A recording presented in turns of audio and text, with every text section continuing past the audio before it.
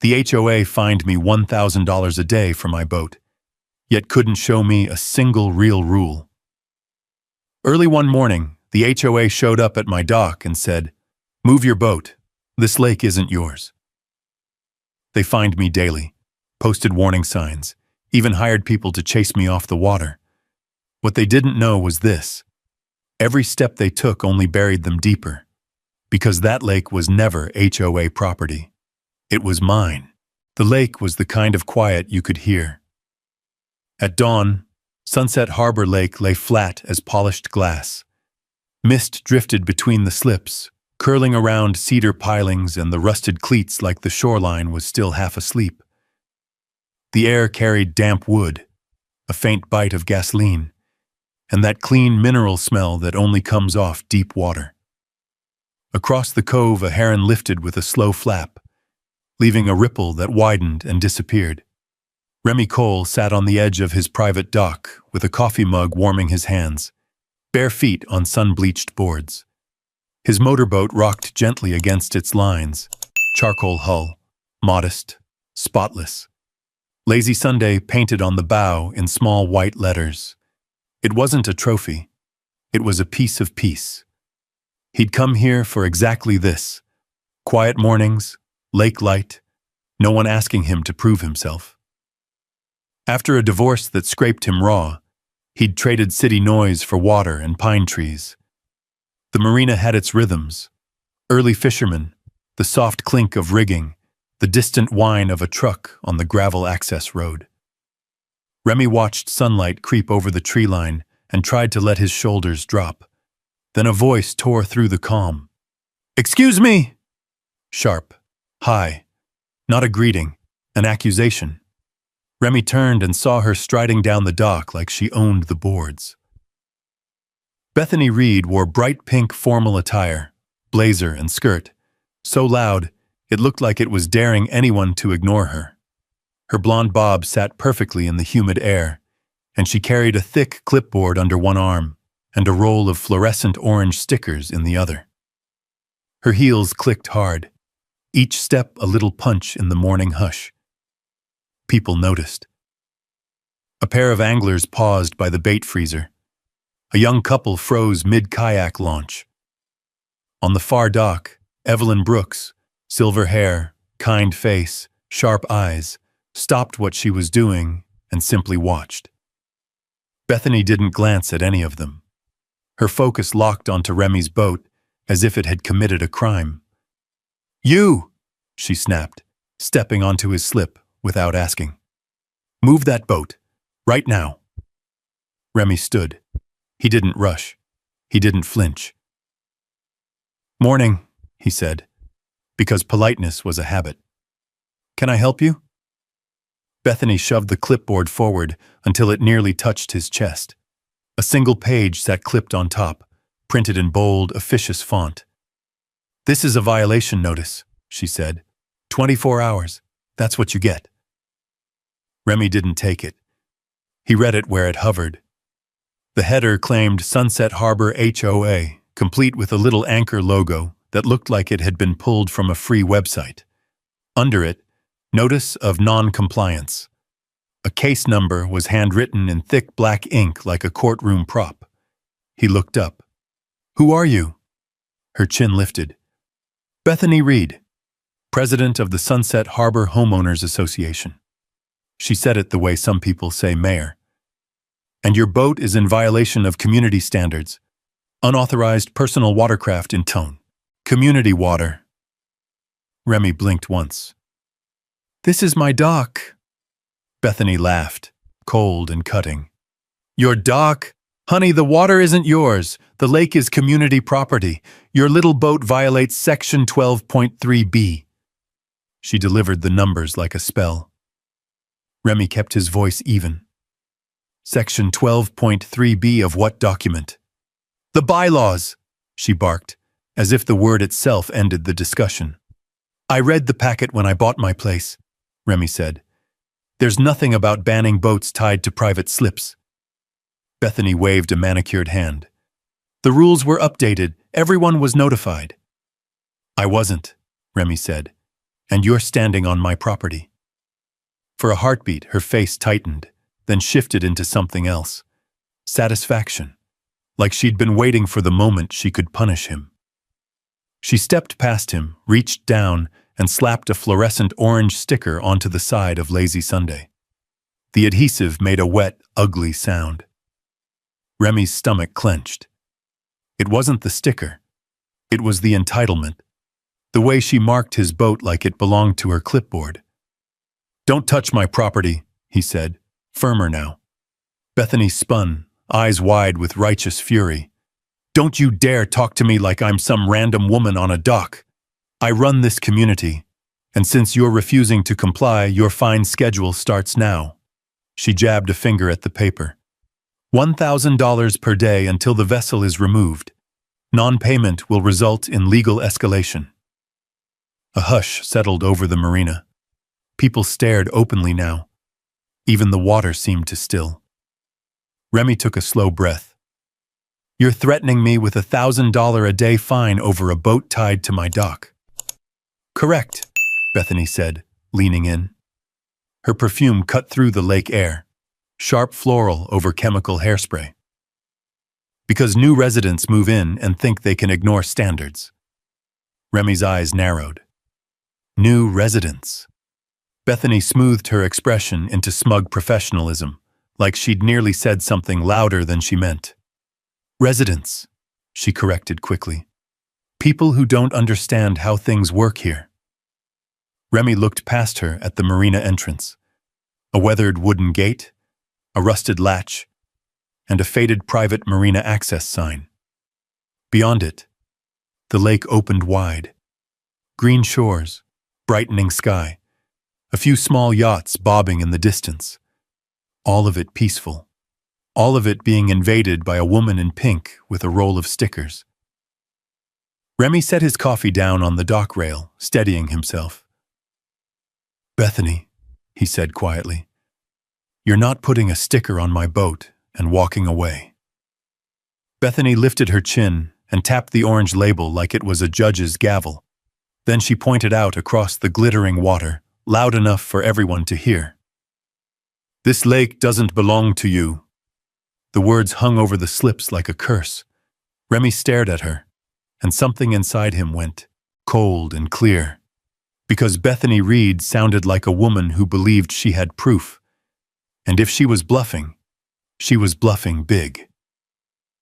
Remy had come to the lake for peace. But he'd built his life on one rule. If someone tries to redraw your boundaries, you don't yell, you document, you verify, and you win. Bethany held the clipboard like it was a weapon, eyes glittering with the kind of confidence you only get when you're used to people backing away. "Take the notice," she demanded. Remy reached out and took it, slowly, carefully, like he was handling something fragile that might fall apart if he squeezed too hard. The paper felt thin, regular printer stock. The ink was sharp and fresh. He could still smell the faint chemical of a home office toner cartridge. He read the first lines again, this time like a man reading a contract. Sunset Harbor Homeowners Association. Notice of Non-Compliance Section 12.3 OSB. Unauthorized watercraft in community areas, penalty, $1,000 per day. No signature. No board stamp. No address beyond a P.O. box. Remy looked up. "What's the HOA's office address?" Bethany's nostrils flared. "We operate digitally. Modern communities don't need a physical office." "That's convenient," Remy said. Her lips thinned. She didn't like his tone. Calm, unimpressed. People like Bethany fed on reactions. Raised voices, apologies, fear. Remy gave her none of it. He glanced down at the orange sticker she'd slapped onto his boat. It read, "Violation. Remove immediately" in block letters, with a little blank line beneath for officer name. Officer. He walked closer to the hull and looked at it from an angle. The sticker had already trapped a line of lake dust and pollen in its glue. The bright orange looked obscene against the quiet gray boat, like a road flare thrown into morning mist. "This comes off," Remy said. Bethany's smile widened. Go ahead and remove it, and I'll file it as evidence of tampering. Evidence of what?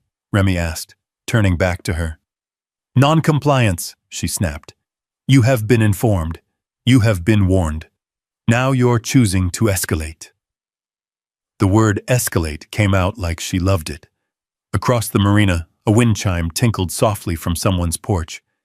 Remy heard the distant hum of a pickup starting, the crunch of gravel. Normal sounds. Life continuing. But right here on the dock, time tightened. Remy forced himself to scan the scene like a camera. Bethany in pink, clipboard, stickers.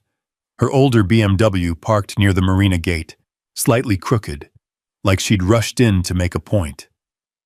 A few yards away, two teenage boys pretending to be busy with a kayak rack while their eyes stayed glued to Bethany. Evelyn Brooks still watching, arms folded, face unreadable. And then Bethany did something that made Remy's stomach dip. She pulled out her phone and started taking pictures again. Close-ups of the sticker, the boat's registration number, the dock cleats, even Remy's coffee mug sitting on the rail. She moved with practiced certainty, snapping from different angles like she'd done this before. Click, click, click. You're documenting my property, Remy said. I'm documenting a violation, Bethany replied without looking up. If you think you can intimidate me with questions, you're mistaken. Remy took another slow breath. He could feel the first pulse of real anger, hot and sharp, trying to rise. Not because she'd yelled, not even because she'd slapped a sticker on his boat, because of what she was really doing. She was building a story. One where Remy was the villain. One where she was the authority. And she was doing it in front of witnesses. He turned slightly so his own phone, still in his hand from earlier, had a clear view.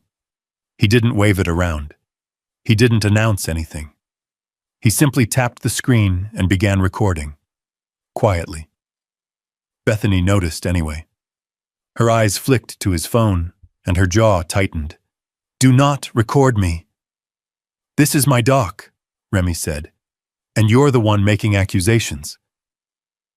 Bethany stepped closer, lowering her voice the way people do when they want to sound dangerous without shouting. You're not in the city anymore, Mr. Cole. This is a community. We have standards. We have rules. You keep saying that, Remy replied. Show me the rule. Her eyes flashed. The rule exists because I said it exists. Remy held up the notice. This document doesn't mean anything without bylaws and authority. Bethany's face hardened as if he'd insulted her personally. Authority? I've lived here 3 years. I've been cleaning up this marina since before people like you started buying lakefront homes as therapy projects. People like you. There it was. Remy didn't react. He just watched her, letting her words hang in the open air where everyone could hear them. It was always the same with control freaks. Eventually, they said the quiet part out loud. He pointed at the notice again. Section 12.3b. Where can I read it?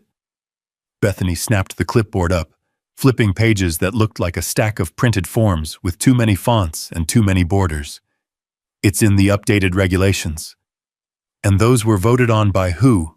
Remy asked. Bethany stared at him like he'd asked her to explain gravity. The board. Who's on the board? Bethany's mouth opened, then closed. For the first time since she'd stormed onto the dock, the confidence wavered, just a hairline crack.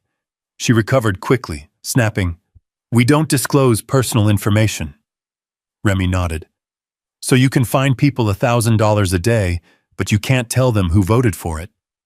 Bethany stepped back like she was resetting her posture for the audience. She lifted her voice again, sweet and sharp, meant to carry. If you want to challenge the fine, you can attend the emergency HOA meeting tonight at 7. Community room at the marina. Bring your paperwork. It won't help you, but bring it anyway. Tonight, Remy repeated. Tonight, Bethany confirmed, eyes bright. We'll make sure everyone understands you don't get special treatment." She pointed at the lake as if it belonged to her. "And until then, you are not to operate that vessel."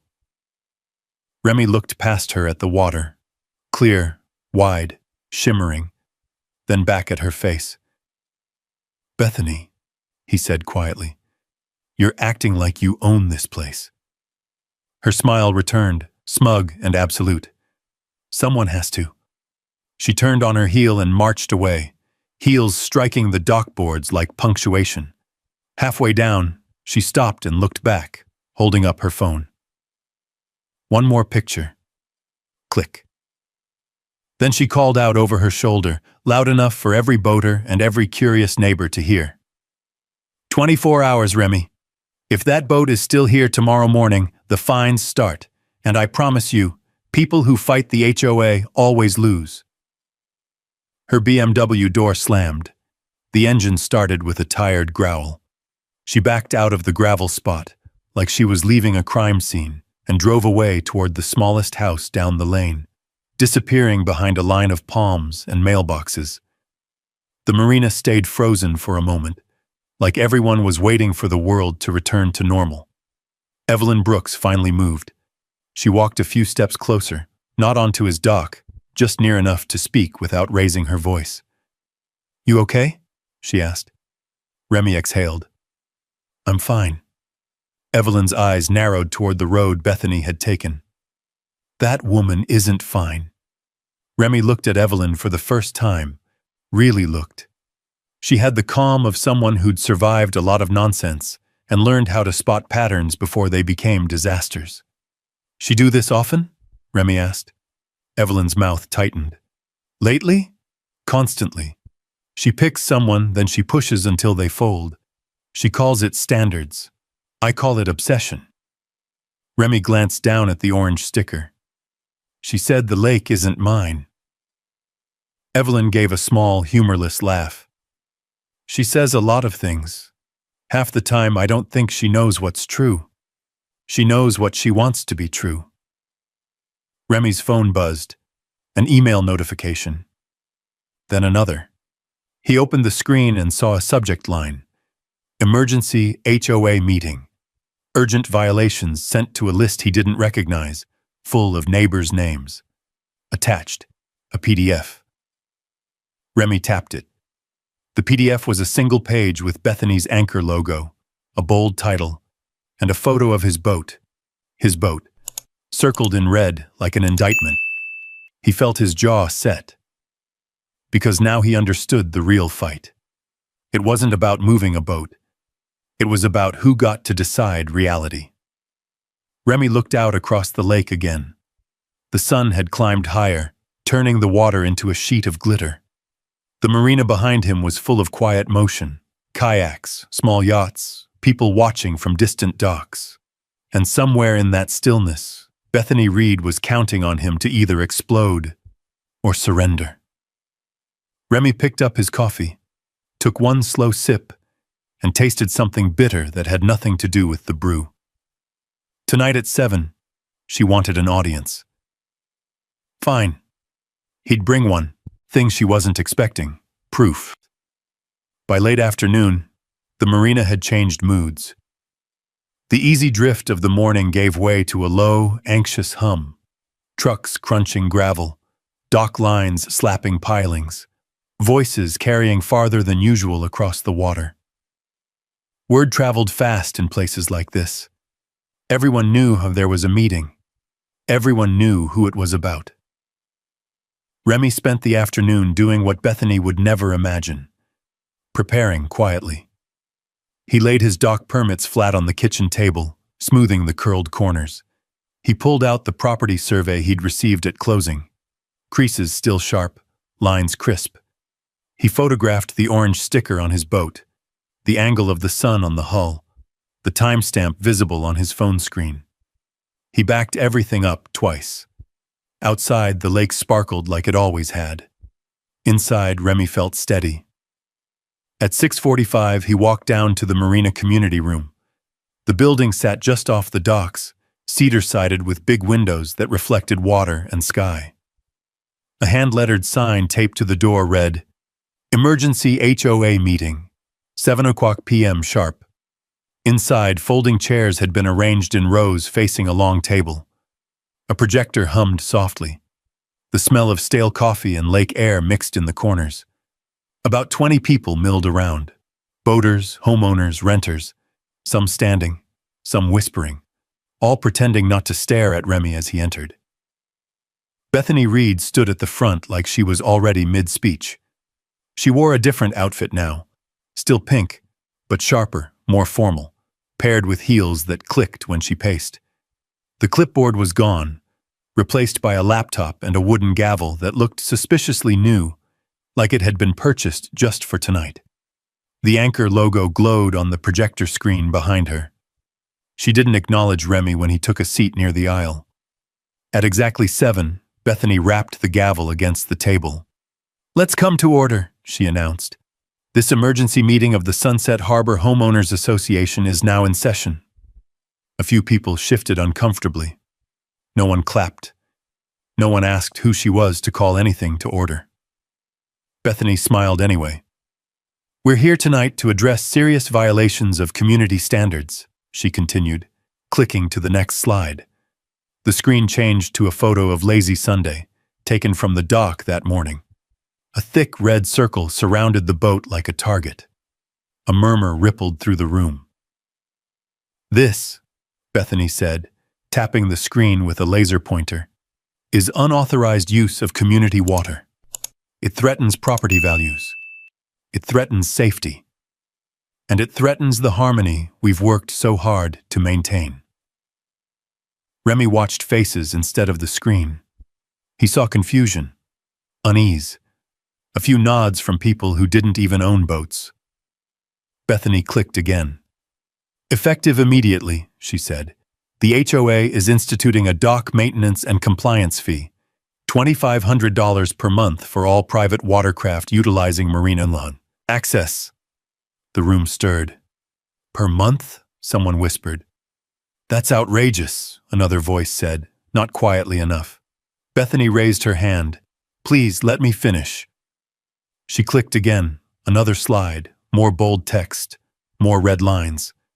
"These fees are necessary to protect our shared resources. Anyone found in violation will be fined accordingly." Remy stood. The room fell silent, not because Bethany commanded it, but because everyone had been waiting for this moment. "I'd like to respond," Remy said calmly. Bethany's eyes flashed. "We'll have questions at the end." "I won't take long," Remy replied. He walked to the table and placed his documents down carefully, aligning the corners like he was laying out evidence. The sound of paper against wood was soft but carried. "This is my dock permit," he said, turning it so the front row could see. "Issued by the county. Valid. Current." Bethany scoffed. "That doesn't matter if the water—" Remy continued, unbothered. "This is the property survey from my purchase. My property line extends to the water's edge. The slip is attached to my deed." People leaned forward. Chairs creaked. "And this," Remy said, tapping the top sheet, "is the HOA packet I received at closing.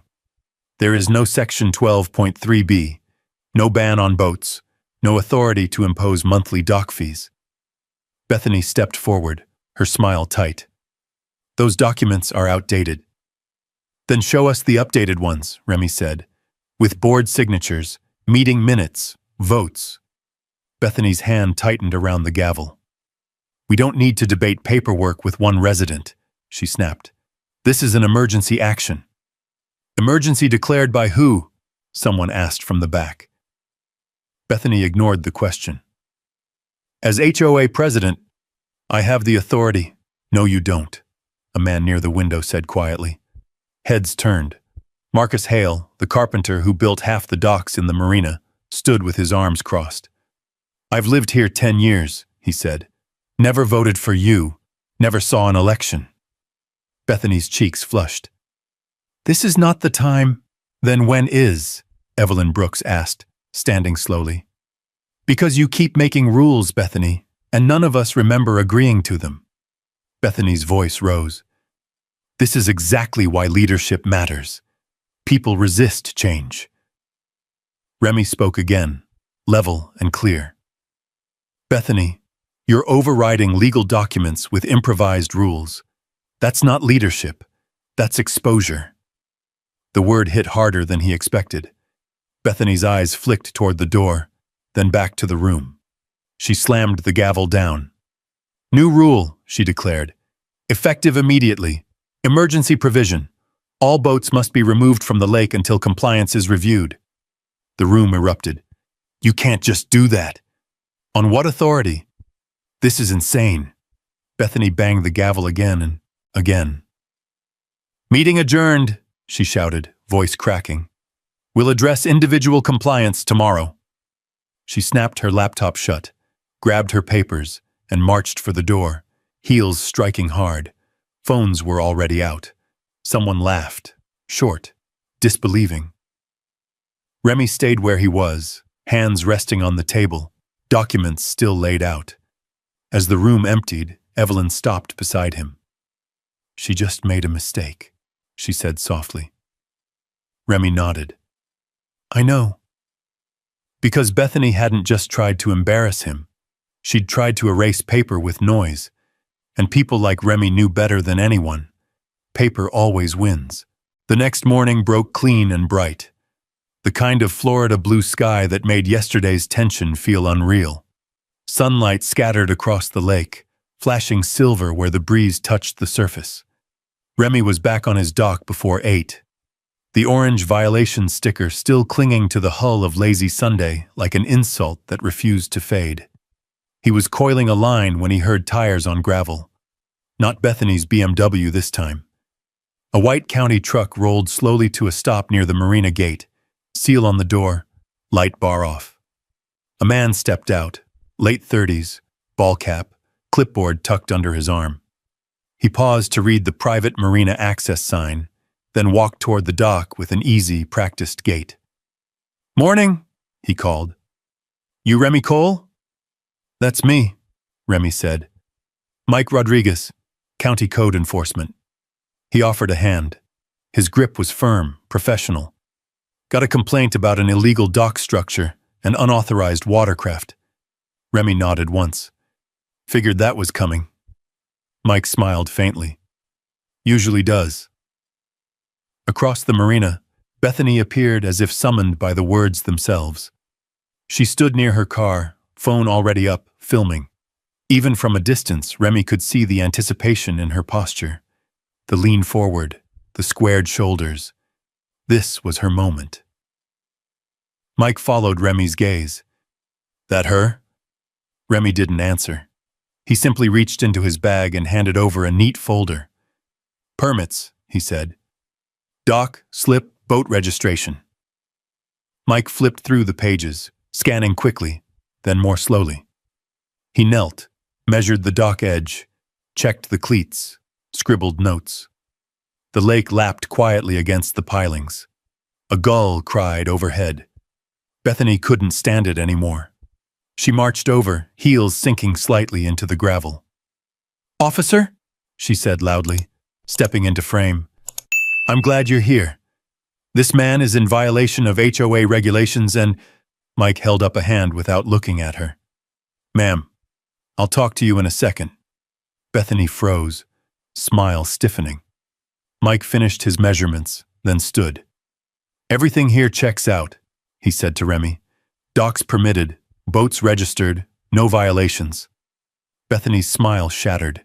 That's impossible, she snapped. He's using community water. Mike turned to her at last. Water rights aren't HOA jurisdiction, he said evenly. And even if they were, that's a civil matter. County's concerned with structures and safety. Bethany's phone wavered slightly. But I filed the complaint. I know, Mike said. He glanced at his clipboard. And while I was here, I noticed something else. He pointed across the lane toward Bethany's rental unit. Low concrete borders edged her garden beds, fresh, gray, still sharp at the corners. Those permanent? Mike asked. Bethany blinked. They're decorative. Concrete is concrete, Mike said. Any permanent, hardscaping needs a permit. Her voice rose. Those have been there for months. Mike nodded, already writing. Then they've been out of compliance for months. Bethany's face flushed crimson. You can't cite me. I'm the HOA president. Mike tore the citation from his pad and handed it to her. County code doesn't care about HOA titles. You've got 30 days to either permit or remove. Fines $850. The doc went very quiet. Bethany stared at the paper like it might dissolve if she refused to believe in it. Her phone hung useless at her side. Mike turned back to Remy and extended his hand again. Sorry for the hassle. You're good here. As the truck pulled away, Bethany stood frozen, surrounded by neighbors who had drifted closer, drawn by the reversal. A few phones were still recording, not for her benefit this time. This isn't over, she hissed at Remy, voice shaking. You think this means you win? Remy met her eyes. I think it means paper matters. She spun and stormed back toward her house, citation crumpled in her fist.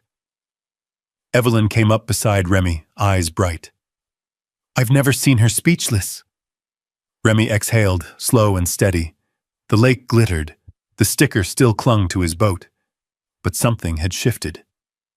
That night, Remy spread old documents across his kitchen table. Surveys, deeds, yellowed maps he'd never bothered to study closely before. One line caught his eye, then another. He leaned back in his chair, pulse ticking louder. Because the deeper he looked, the less sense Bethany's certainty made, and the more it felt like the lake was keeping a secret. The kitchen was quiet except for the hum of the refrigerator and the soft scrape of paper sliding over wood. Outside the wide window, moonlight lay across the water in a pale ribbon, the lake breathing slowly, patient as ever. Remy hadn't touched these documents since closing day.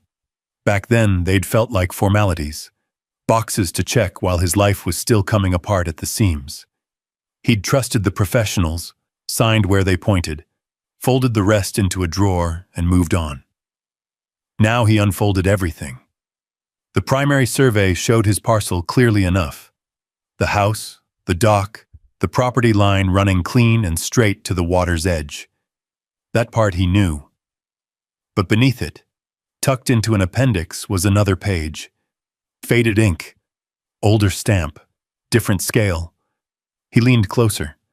The shoreline wasn't drawn the way modern surveys usually were. It curved, broad and deliberate, labeled with a notation that made his brow furrow. Water boundary, see supplemental plat. Remy stood and pulled open a lower cabinet where he kept older files, the ones he'd inherited when the house transferred to him. The smell of dust and old paper rose as he slid a heavy folder free. Inside were documents from another era, typewritten letters, hand-drawn plats, legal descriptions that ran long and careful, measured not just in feet but in intent. His grandfather's name appeared again and again. Henry Cole. Remy swallowed. Henry Cole had been a dam engineer. That much Remy knew. A man who'd believed water was power, not political power, but something quieter. Control the flow, protect the land, think 50 years ahead. As a kid, Remy had listened to his grandfather talk about watersheds and easements the way other men talked about baseball. Remy had never imagined any of that applied here. He spread the papers wider, building a rough timeline across the table. A purchase here. A development plan there. A notation about retaining ownership of subsurface and water access rights pending future conveyance. Pending, Remy murmured. He rubbed a hand over his face and reached for his phone. Sarah Mitchell answered on the second ring. Hey, Remy, she said. This isn't a social call, is it? No, he said. I think I need you to look at something. There was a pause on the line. What kind of something? Land use, water rights, old deeds. He hesitated. My grandfather's. That earned a longer silence. Bring everything you have, Sarah said finally. Tomorrow morning. And Remy, don't talk to anyone else about this. The next day, Sarah's office smelled like paper and lemon cleaner. Floor-to-ceiling shelves held decades of case files, zoning codes, binders labeled in neat block letters. She spread Remy's documents across her conference table with surgical precision. For the first 10 minutes, she said nothing. She read slowly, carefully. Occasionally, she made a small sound under her pomocone. Breath. Not surprise, not confusion. Something closer to recognition. Remy watched her face instead of the papers. Finally, she looked up. Do you know why your grandfather never sold the lake? Remy frowned. I didn't know he owned it. Sarah nodded once, as if that answered something. She pulled one document from the stack and turned it toward him. This, she said, is a retained water rights deed, recorded decades ago, perfectly legal. Rare, but legal. Remy leaned forward. The words swam for a second before settling into place. Henry Cole retained ownership of the lakebed and surface water rights, Sarah continued, and transferred access through long-term agreements, not outright sale. Remy's throat went dry. I'm saying, Sarah interrupted gently, that the HOA doesn't control the lake because the HOA never owned it. She slid another document forward. A trust agreement. The beneficiary name sat plain and unmissable. Remy Cole. The lake, Sarah said carefully, belongs to you. The room seemed to tilt. Remy gripped the edge of the table. All of it? Sarah nodded. The entire body of water. And she hesitated, then continued. The land beneath several of the surrounding properties as well. Most residents have surface rights and access leases, not fee-simple ownership. Remy stared at the papers, at his grandfather's careful handwriting, at the signatures and stamps that had waited patiently for this moment. So when Bethany said the lake was community property, she was wrong, Sarah said, legally, completely.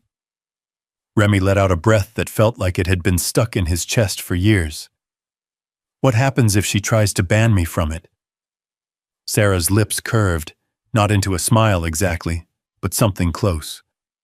Then she bans the owner from his own property. The words settled between them, heavy and electric. Outside Sarah's window, traffic moved, ordinary and oblivious.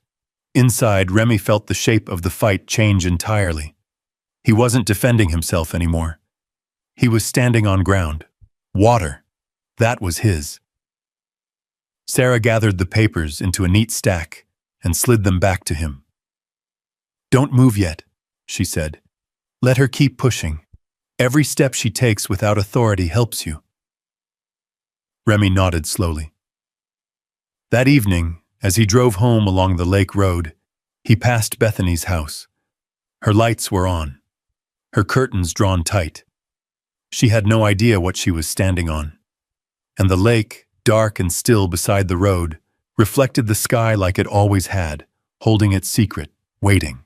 By morning, Bethany Reed had decided to make a show of it. Remy woke to the sound of a power drill whining across the water, sharp and persistent, the kind of noise that scraped at your nerves. He stepped onto his porch and saw two figures at the edge of the marina, silhouetted against the rising sun. One of them was Bethany, unmistakable even at a distance in another bright pink outfit. The other was a teenage boy holding a post while she supervised. They were putting up signs, handmade but deliberate, laminated sheets bolted to metal stakes, black lettering on white background. HOA Community Water, no trespassing, violators will be prosecuted.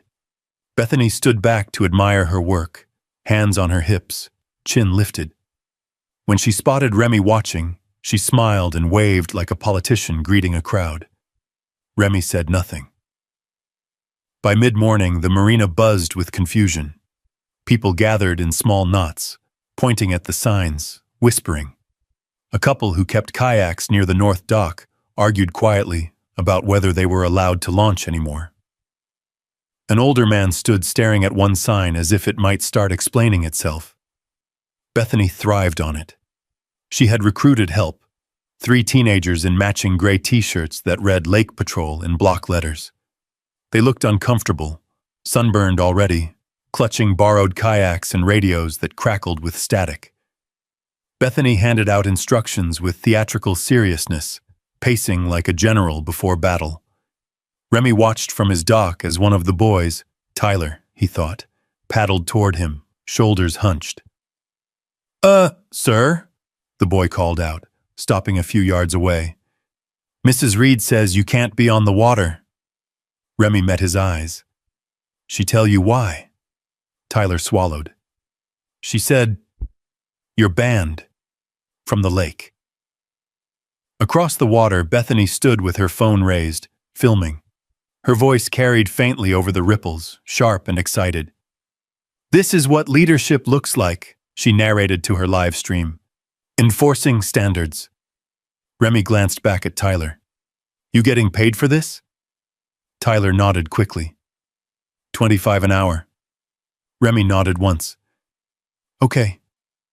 He turned back to his boat and began loading it onto the trailer with slow, deliberate movements. He didn't rush. He didn't argue. He made sure every step was visible, every action calm. Bethany's voice rose with triumph as he worked. "There you go. Compliance achieved." Phones appeared along the shoreline. Evelyn stood near her garden, arms crossed, recording without comment. Marcus leaned against a piling, jaw tight. When Remy finished securing the boat, he climbed into his truck. As he pulled away, Bethany's live stream caught his departure. Her smile stretched wide like she'd won something real. But Remy noticed what she didn't. Every sign, every order, every teenager sent to harass him. All of it was being documented. By afternoon, Bethany had escalated again. She marched door to door with flyers, announcing an emergency vote to permanently ban Remy Cole from all lake access. She spoke in absolutes, warned of outsiders and declining values, promised decisive action. Some nodded. Most avoided her eyes. That night, Remy sat at his kitchen table, Sarah's documents spread neatly in front of him. He added to them screenshots of Bethany's live streams, photos of the signs, time-stamped videos of the teenagers confronting him. He didn't smile. He didn't gloat. He waited. Because Bethany wasn't just pushing boundaries anymore. She was building a case against herself.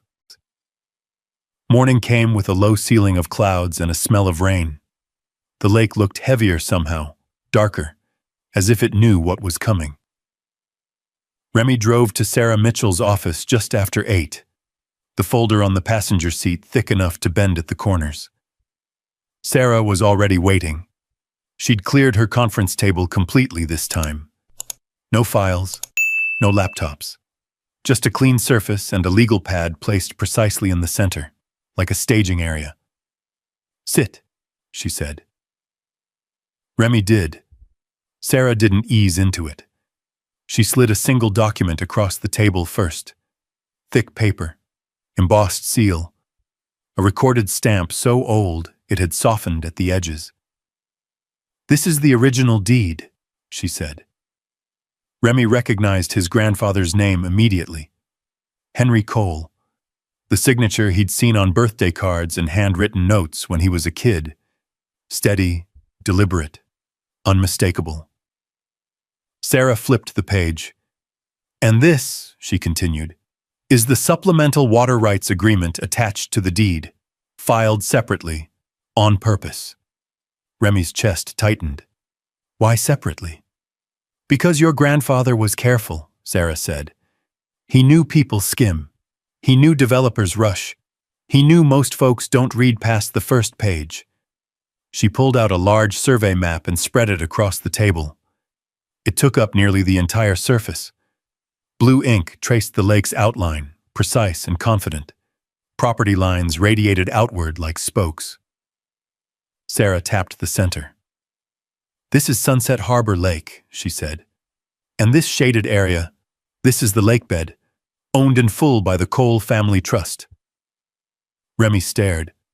The lines were clear, the labels undeniable. She moved her finger outward, tapping several parcels along the shore. "These properties, 18 of them, sit on land your grandfather retained beneath long-term ground leases, not fee-simple ownership." Remy swallowed hard. "Including Bethany's place." Sarah nodded once. "She's a renter on leased land. She doesn't own the structure, the soil, or the water access." The room felt too quiet. "So when she says the lake is community water," Remy began. "She's wrong," Sarah finished. "Legally, categorically. The HOA has zero authority over the lake, the marina access points, or your dock." Remy leaned back slowly, the chair creaking under his weight. He felt lightheaded, not from fear, but from the sudden shift in gravity. The fight he thought he was in no longer existed. This wasn't defense. This was revelation. "She banned me," Remy said quietly. "From my own lake." Sarah's mouth twitched. "She tried." Remy let out a short, incredulous laugh. It escaped before he could stop it. "She sent teenagers to patrol it." Sarah exhaled. "That's harassment and trespass on your property." The words landed one by one, each heavier than the last. Sarah gathered the documents into a neat stack and slid them toward him. "Remy, listen to me carefully. You have two options." He looked up. "You can stop her now," she said. "Send a cease and desist. Force her to back down quietly." "And the other option?" Sarah met his eyes. "You let her go further. You let her make it public. And then you end it publicly." Remy thought of the signs, the live streams, the meeting flyers taped to mailboxes. He thought of Evelyn recording quietly, of Marcus watching with clenched fists, of neighbors afraid to speak because someone in pink had decided she was law. "What's the risk?" he asked. Sarah didn't hesitate. "Embarrassment. For her. Not you." Remy nodded slowly. Outside, thunder rolled low across the lake, distant but approaching. That afternoon, Bethany Reed doubled down. She posted a new video declaring an emergency vote to permanently ban Remy Cole from all lake access for the protection of the community. She stood in front of the marina sign, fingers stabbing the air, voice sharp and triumphant. "We decide who belongs here," she declared. Remy watched the video once, then again. He didn't respond. He drove home instead, pulled into his driveway, and sat in the truck for a long moment staring at the water through the trees. The lake lay calm, wide, ancient. It had been there before Bethany Reed, before the HOA, before the marina signs and the pink blazers and the fake authority. It had belonged to his family longer than anyone remembered.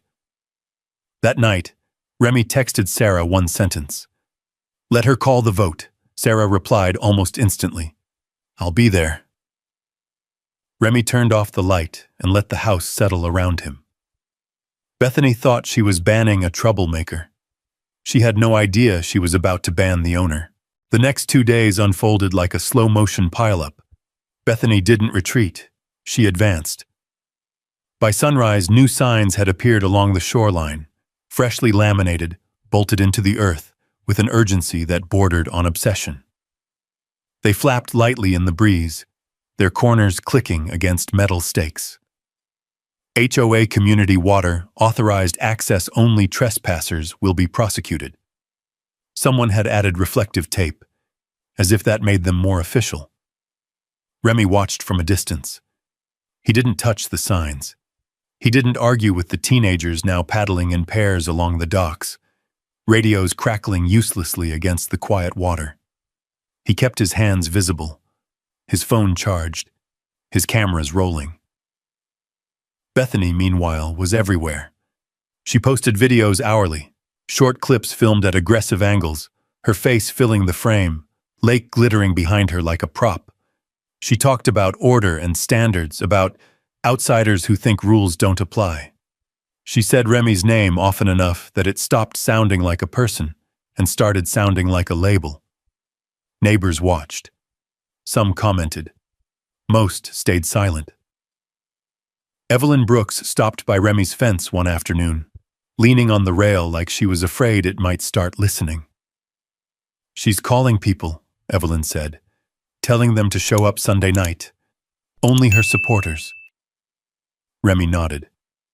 "That's fine." Evelyn searched his face. "You're calm." "I am," Remy said. She hesitated. "You're sure?" Remy met her eyes. "I'm letting her finish." That afternoon, Bethany took the next step. A flyer appeared on every mailbox within half a mile. White paper, bold heading, anchor logo stamped in blue. Final HOA vote permanent, Lake Ban Sunday. 7:00 p.m. Community room. Underneath, in smaller print, attendance mandatory for compliance.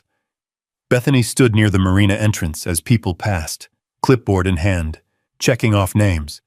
She smiled too wide, talked too fast, laughed when no one said anything funny. She told anyone who would listen that this vote would settle things once and for all. Remy stayed out of sight. That evening, he sat at his kitchen table and laid out everything one final time. Deeds, trust documents, survey maps, screenshots, videos, county citations. He placed them into folders, labeled and ordered, the way Sarah had taught him years ago when she'd helped him with his divorce paperwork. He rehearsed nothing. Sunday arrived under a low, dramatic sky. Clouds stacked thick over the lake like they were waiting for a cue. The marina community room filled early. Chairs scraped. Voices overlapped. Phones hovered half-hidden in hands. People knew something was coming, even if they didn't know what. Bethany stood at the front, radiant with confidence, dressed in her brightest pink yet. She had upgraded her setup. Larger projector, a printed agenda, the wooden gavel front and center. The anchor logo glowed behind her like a seal of office. Remy arrived quietly and took a seat near the back. Sarah slipped in beside him moments later, calm and unreadable, a slim briefcase at her feet.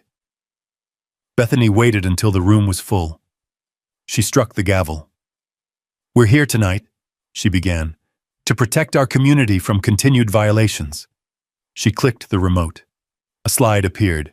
Remy's boat, circled in red again, this time with bold text beneath it. Banned from lake access, Bethany's voice rose, steady and rehearsed. "Despite repeated warnings, Mr. Cole has refused to comply. Tonight, we vote to make his ban permanent." A murmur rolled through the room. Bethany raised her hand. "All in favor, before you vote," Remy said, standing. Bethany spun toward him, face flushing. "You're not recognized to speak." Sarah stood as well. Bethany's eyes flicked to her, irritation sharpening into something closer to panic. "Security," she snapped, looking around for help that didn't exist. No one moved. Remy stepped forward, slow and deliberate, folders tucked under his arm. "Bethany," he said calmly, "before you ban me from the lake, there's something everyone here should see." The room held its breath. Bethany laughed, brittle and loud. "This is ridiculous. Sit down." Remy didn't. He placed the first document on the table. "This," he said, "is the recorded deed to Sunset Harbor Lake." Bethany's smile faltered. Sarah stepped forward then, opening her briefcase and laying out the survey maps, the trust papers, the water rights agreements. She spoke clearly, professionally, her voice cutting through the room like a bell.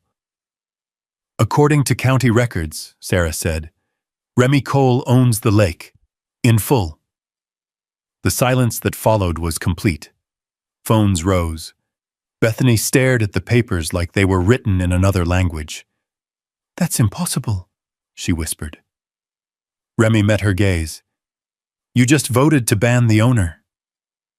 The room erupted. Chairs scraped back. Voices overlapped. Someone laughed, short, sharp, disbelieving, while another person demanded to see the documents up close. Phones were suddenly everywhere, lifted high, red recording dots blinking to life like fireflies. The projector hummed uselessly, still frozen on the slide that read, "Banned from lake access," the words now absurd in the air. Bethany backed away from the table as if the papers might bite her. "This is fraud," she shouted, voice cracking as she tried to regain altitude. "You can't just walk in here and claim you own a lake." Sarah didn't raise her voice. She didn't need to. "We didn't claim it," she said. "We proved it." She tapped the top page gently. The sound was small, but it cut through the noise. Recorded deed, county seal, chain of title going back decades, water rights retained by the Cole Family Trust. This isn't a loophole, it's ownership. A man near the aisle leaned forward, squinting. "Are you saying the HOA doesn't control the lake at all?" Sarah turned slightly so the room could hear her clearly. "I'm saying the HOA never controlled the lake. Access has been governed by agreements, some written, some assumed, but the underlying rights never transferred." Another voice rose. "What about our slips? Our boats?" Remy stepped in then, steady and measured. "No one's losing access tonight," he said. "This isn't a trap. I'm not here to pull the rug out from under anyone." Bethany laughed again, shrill. "Oh, that's rich. You hide this for years and then show up pretending to be reasonable." Remy looked at her. Really looked. The pink blazer. The gavel clenched in a white-knuckled fist. The fear leaking through the anger now that the ground had shifted. "I didn't hide anything," he said.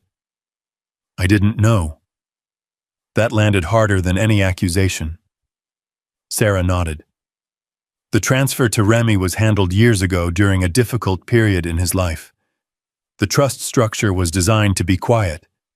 It doesn't announce itself, but it's valid. Bethany shook her head, backing toward the wall. "This vote stands," she insisted weakly. "You can't just invalidate a democratic decision." Evelyn Brooks stood up, slow and deliberate. "Democratic?" she said. "You invited who you wanted. You rushed the vote. And now we find out you don't even have authority over the thing you're banning." Murmurs of agreement rippled outward. Marcus Hale raised his phone higher. "Bethany," he said, "you told us the lake was community property." Bethany's eyes darted. "It is. It has always been." Remy reached into his folder and pulled out one more document, placing it gently on the table like a final card. "Then explain this," he said. It was a map. Large, clean, unmistakable. The lake shaded in blue. Property lines traced with precision. Labels clear enough to read from the second row. Silence fell again, heavier this time. A woman near the back whispered, "Does this mean we're trespassing?" Remy shook his head. "No. It means we need clarity. And honesty." Bethany sagged against the wall, color draining from her face. "You can't do this," she said, almost pleading now. "You have responsibilities." "I know," Remy replied. "That's why I didn't move your signs. That's why I didn't argue with your patrols. I wanted everyone to see the difference between authority and noise." Bethany's mouth opened, then closed. She looked around the room searching for allies, but found only cameras and uncomfortable faces. From the hallway outside came the sound of footsteps, measured, official. The door opened, and a uniformed sheriff stepped in, hat in hand, scanning the room with practiced calm. "Evening," he said. "We received a call about a disturbance and a disputed property vote." Every phone turned. Bethany straightened as if salvation had arrived. "Sheriff, thank God. This man is trespassing and disrupting an HOA meeting. The sheriff looked at Remy, then at Sarah, then at the documents spread across the table. He picked one up, glanced at the seal, and nodded slowly. "Ma'am," he said to Bethany, "we're going to need to talk." The room held its breath. Bethany's relief curdled into confusion. "There's nothing to discuss," she insisted. "He's been harassing the community. I called you to remove him." The sheriff set the paper back down with care. "This deed shows Mr. Cole as the legal owner of Sunset Harbor Lake," he said evenly, "including the marina access points."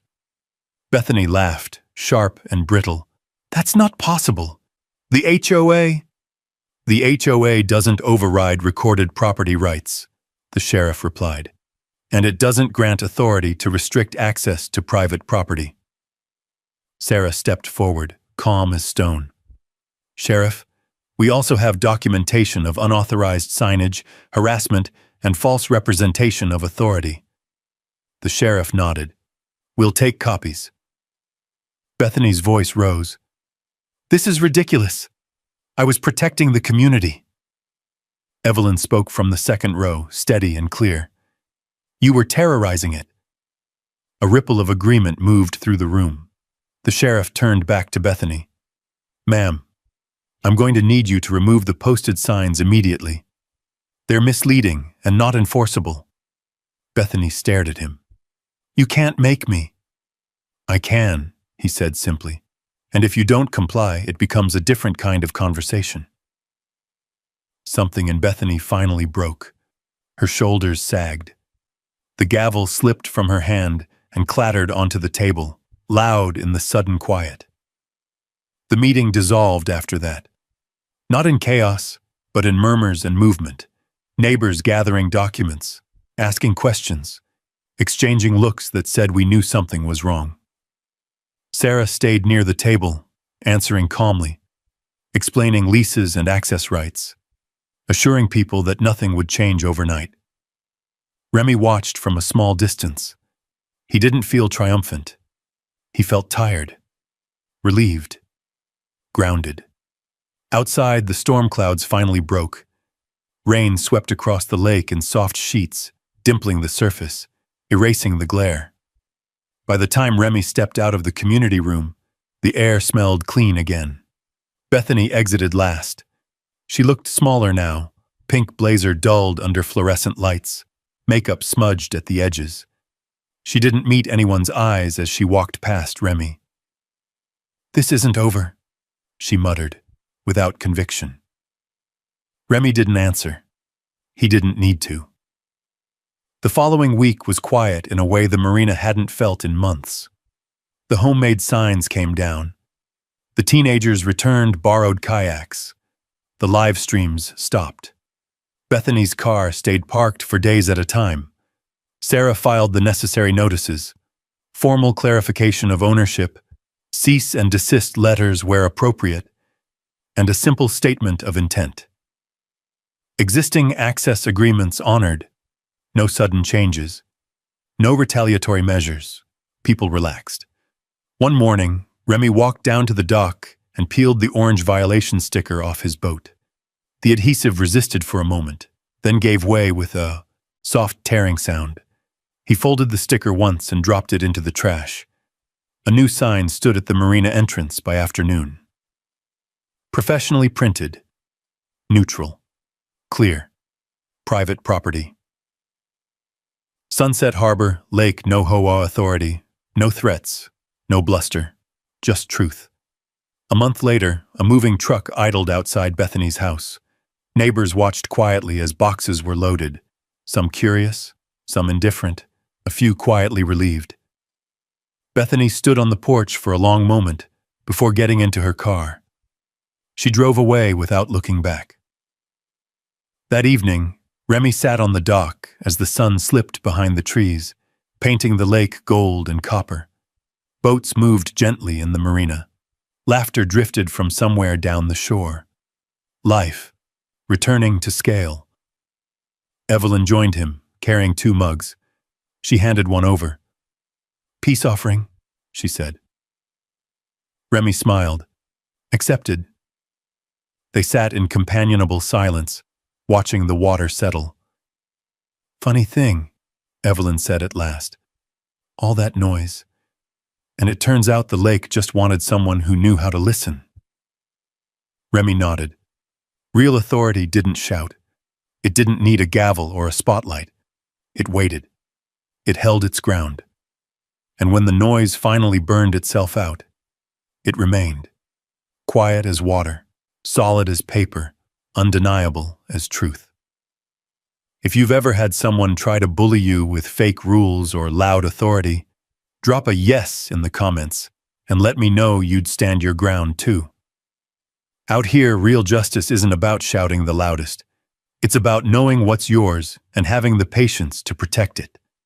And if stories like this matter to you, I'd be honored if you subscribe and stay with us.